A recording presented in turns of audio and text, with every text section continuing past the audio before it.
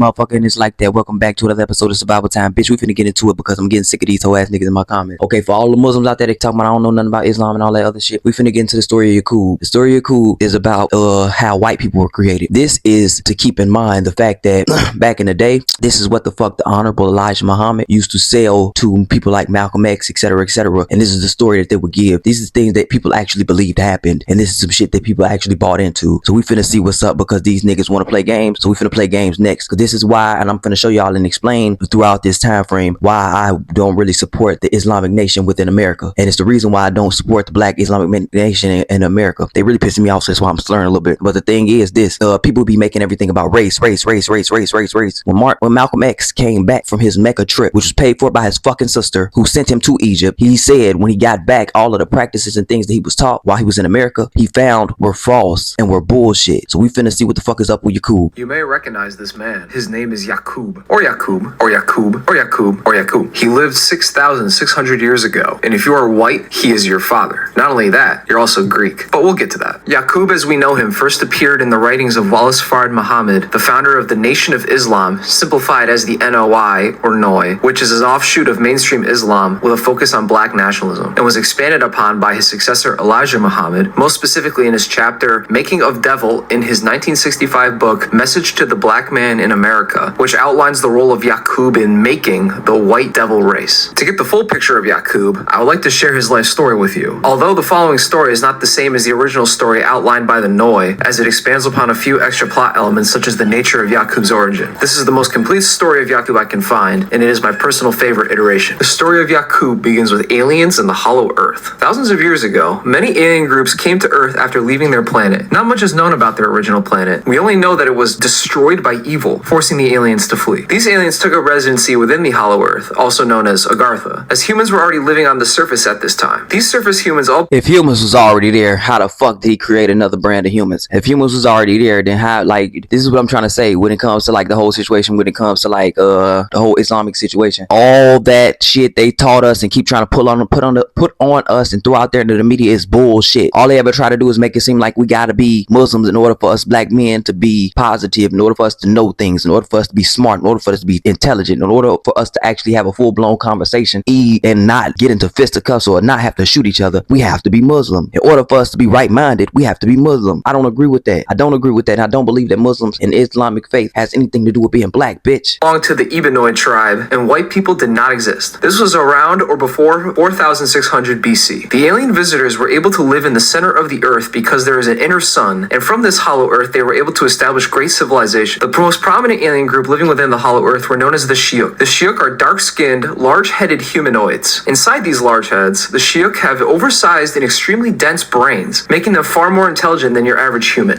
The Shi'uk... I'm sorry, but it's so funny because these niggas actually look like the motherfuckers from the Proud Family movie, little cashew motherfuckers. But this is really an example of what the fuck they was doing in that movie. Occasionally interact with the surface humans, and were seen by humans as mystics, prophets, and sages due to their immense knowledge and odd appearance. The Shi'uk had a leader named King Fucor, who had a daughter, Princess Rehiyah. He also had two brothers, Amo and Yushak. Yushak had a bitter jealousy of his brother, King Fucor, who were divine, kind, and empathetic. Yaqub floored by the idea to create a tribe of people that would exist as the antithesis to the Ebenoid surface humans. A tribe who would be cruel, deceptive, remorseless, and be lacking divinity, being a magnetic opposite of the Ebenoid peoples who were divine, kind, and empathetic. Yaqub, floored by this idea, told his uncle, "Uncle, when I get to be an old man, I am going to make a people who shall rule you." Yaqub in this moment understood his life's terrible purpose, to make trouble, spread death and destruction, and be the enemy of all Ebenoid people, a vile demiurge to all those who walk the earth, with an army of demons at his back. In order to accomplish this, Yaqub understood that he must become a master of genetics, biology, and science. Fortunately for Yaqub, his double brains made him a child prodigy, and he was outperforming all the surface humans in school. By age 18, Yaqub had completed all colleges and universities of his nation. While at these colleges, Yaqub was mockingly referred to as the big-headed scientist. You can probably figure out why. While in college, Yaqub developed and began preaching a new religion he created, simply known as trichnology. He also wrote a holy book of trichnology called Trichnology 120 Degrees. Yaqub promised all those who followed trichnology would eventually come to rule the earth for 6,000 years and have complete dominion over the peoples of earth. While he was ultimately correct in this prophecy, those who followed Yaqub at the time were oblivious to the dark truth of the prophecy and Yaqub's real plans for them. Trichnology became quite popular as time went by with This was what I was talking about with the degrees shit. It's degrees in every part of like these religions, or there's number of degrees in certain religions. These specific religions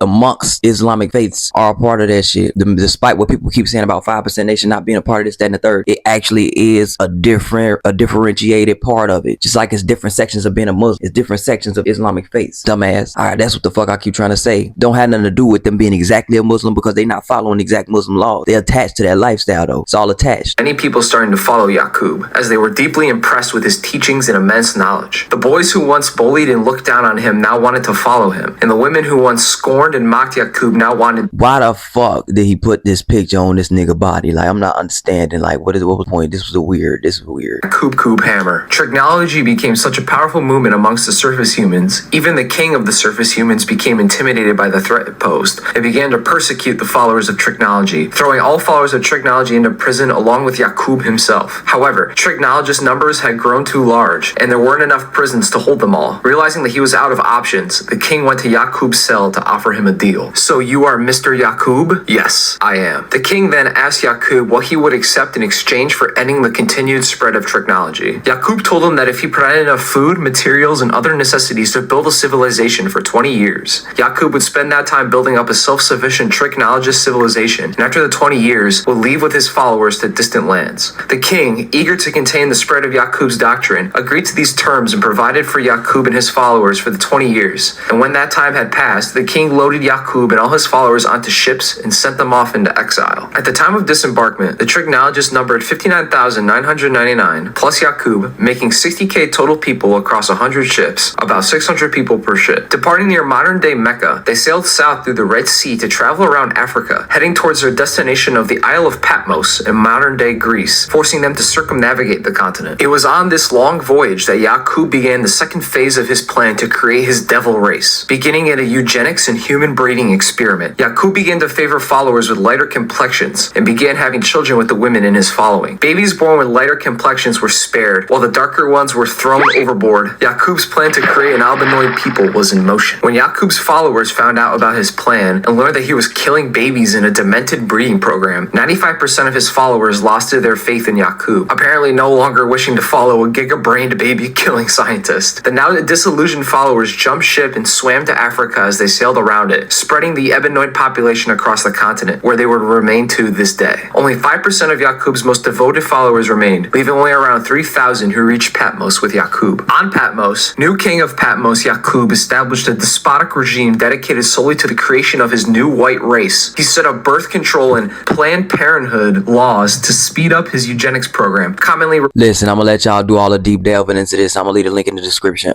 My main thing was to just show y'all like all of the cons that people try to play, because this is a con that niggas sold our people back in the day. This is a con that they sold Malcolm X. This is a story, a fable that they sold motherfuckers. This is something that they ran off with a tail. See what I'm saying? Niggas be like, you don't know nothing. You don't know nothing. I do, bitch. I know enough. I know enough to know enough. I know everything about Malcolm X. That's what lets me know about this situation. I'm a huge Malcolm X supporter, so we finna get into that next, because you bitch ass niggas really have me fucked all the way up. I don't give a fuck about none of that Islamic shit, none of that. My main thing with that is this: if you really about that life, be about that life for real, and don't be about that life because you in a gang or you bullshitting or you trying to get out of jail. It's serious. That shit ain't light. That shit ain't it. You know how many times niggas gotta pray a day, bro? Fuck out of here, bro.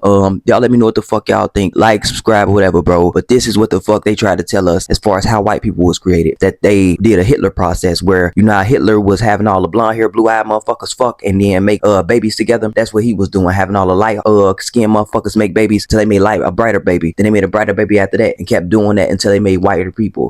But we gonna get into this next video as far as like situation with Malcolm X coming back home from the Mecca. Fuck is you talking about? We out, bitch. Peace. Hey, gotta know your purpose, understand what worth is. These snakes is lurking, observing, trying to close your curtains. These hoes be perping.